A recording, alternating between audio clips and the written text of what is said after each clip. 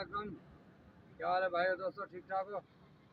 अजानी हमारे पास ये है गमले वगैरह हैं अच्छे अच्छे, तो हुंदा हमारे पास गमले भी हैं, हुंदा ना हमारे पास गमले हैं। ये खजूर के दरख्त हैं, ये हमारी नर्सरी सक्कर सिंध में भी है, हमारे बागात हैं। हम वहाँ से लेकर आते हैं सक्कर सिंध से।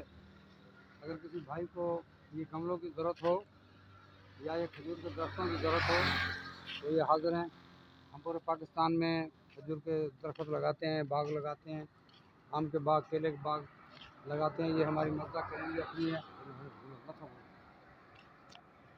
ये हमारी मज़दा करेन भी है, ये भी हाजिर है लोडिंग अनलोडिंग के लिए। अगर कोई सामान वगैरह लोडिंग अनलोडिंग करना हो तो हम हाजिर हैं।